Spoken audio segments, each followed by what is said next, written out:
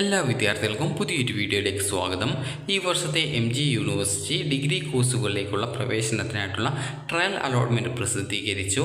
അപ്പോൾ വിദ്യാർത്ഥികൾക്ക് trial allotment check ചെയ്ത ശേഷം വിദ്യാർത്ഥികൾക്ക് ഈ ഒരു അപേക്ഷകളിൽ എന്തെങ്കിലും എഡിറ്റ് ചെയ്യണം എന്നുണ്ടെങ്കിലോ അതുപോലെ തന്നെ പുതിയ അപേക്ഷ നൽകണം എന്നുണ്ടെങ്കിലോ ജൂൺ 14 വരെ വിദ്യാർത്ഥികൾക്ക് ചെയ്യാവുന്നതാണ്.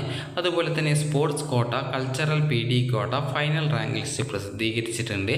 അപ്പോൾ അതുകൊണ്ട് തന്നെ വിദ്യാർത്ഥികൾ സ്പോർട്സ് അല്ലെങ്കിൽ കൾച്ചർ അല്ലെങ്കിൽ PD കോട്ടകളിൽ പ്രവേശനത്തിനായിട്ടുള്ള ഫൈനൽ റാങ്ക് ലിസ്റ്റ് പരിശോധിക്കുകയും അതുപോലെ ഫൈനൽ റാങ്ക് ലിസ്റ്റിൽ ഉൾപ്പെട്ടിട്ടുള്ള വിദ്യാർത്ഥികൾ നിങ്ങൾക്ക് അഡ്മിഷൻ സാധ്യത മനസ്സിലാക്കി കോളേജുമായി ബന്ധപ്പെട്ട് ആ ഒരു 14 മുതൽ 14 വൈകിട്ട് 4 മണിക്ക് മുൻപായിട്ട് പ്രവേശനം നേടേണ്ടതാണ്.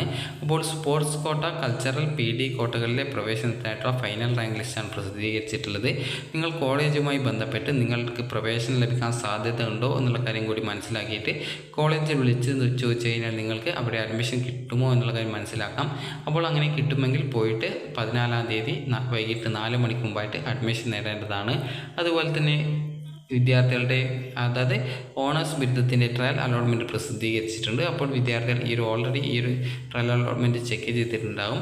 അപ്പോൾ വിദ്യാർത്ഥികൾക്ക് നിങ്ങളുടെ അപേക്ഷയിലെ എല്ലാ വിവരങ്ങളും തിരുത്താൻ സാധിക്കും. അതായത് നിങ്ങൾക്ക് ഓപ്ഷൻ റീഅറേഞ്ച് ചെയ്യാനും പുതിയ ഓപ്ഷൻ നൽകാനും ഏതെങ്കിലും വേണ്ടെങ്കിൽ അത് റിമൂവ് ചെയ്യാനും സാധിക്കും. നിങ്ങളുടെ പേര്, Aadhaar number, email ID, mobile number, അതുപോലെ തന്നെ പരീക്ഷാ ബോർഡ്, രജിസ്റ്റർ നമ്പർ, സംവരണ വിഭാഗം എന്നിവ ഒഴികെയുള്ള വിവരങ്ങളാണ് വിദ്യാർത്ഥികൾക്ക് തിരുത്താനായിട്ട് സാധിക്കുക. ഓൺലൈനിൽ ഇതുവരെ അപേക്ഷ സമർപ്പിക്കാതിരുന്നവർക്കും ഫീസ് അടച്ച ശേഷം അപേക്ഷ നൽകാൻ കഴിയാതിരുന്ന വിദ്യാർത്ഥികൾക്കും ജൂൺ 14 വരെ രജിസ്ട്രേഷൻ ചെയ്യാം. കമ്മ്യൂണിറ്റി മെറിറ്റ് കോട്ടയിൽ അപേക്ഷിച്ച വിദ്യാർത്ഥികൾക്ക് ഓപ്ഷനുകൾ കൂട്ടിച്ചേർക്കാനും പുനഃക്രമീകരിക്കുന്നതിനും പുതുതായിട്ടുള്ള അപേക്ഷ നൽകാനും കമ്മ്യൂണിറ്റി മെറിറ്റ് കോട്ട ലോഗിൻ എന്ന ഓപ്ഷൻ ഉപയോഗിക്കാവുന്നതാണ്. അപ്പോൾ VHSC NSQF ബോർഡുകളിൽ നിന്നുള്ളവർ ഫസ്റ്റ് ലാംഗ്വേജ് 3 കോർ വിഷയങ്ങൾ അതുപോലെ തന്നെ അഡീഷണൽ മാത്തമാറ്റിക്സ് മാത്രമേ എൻ്റർ ചെയ്യാൻ പാടുള്ളൂ.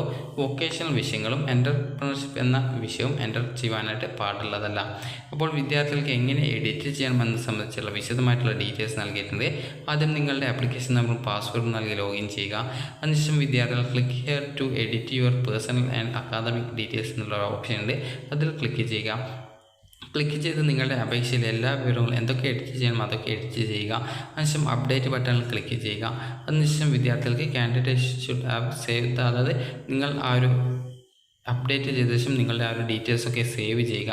സേവ് ചെയ്ത ശേഷം നിങ്ങൾക്ക് ഫൈനൽ സബ്മിഷൻ ബട്ടൺ ഉണ്ട്. അത് ക്ലിക്ക് ചെയ്ത് ഈ ഒരു വെരിഫിക്കേഷൻ അതായത് മോഡിഫൈഡ് ഡാറ്റ വെരിഫിക്കേഷൻ ചെയ്ത ശേഷം അത് വീണ്ടും ചെക്ക് ചെയ്ത് നോക്കുക എന്തെങ്കിലും തെറ്റിയിട്ടുണ്ടോ എന്നുള്ളത്.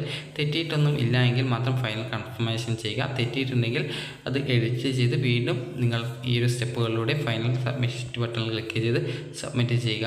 അതിനുശേഷം വിദ്യാർത്ഥികൾ പിന്നീട് അതിൻ്റെ പ്രിൻ്റ് ഔട്ട് എടുത്ത് സൂക്ഷിച്ചു വയ്ക്കുക. അപ്പോൾ വിദ്യാർത്ഥികൾക്ക് ഈ ഒരു വീഡിയോ ഉപകാരപ്രദമായിട്ടുണ്ടെങ്കിൽ ലൈക്ക് ചെയ്യുക, ഷെയർ ചെയ്യുക. Thank you for watching.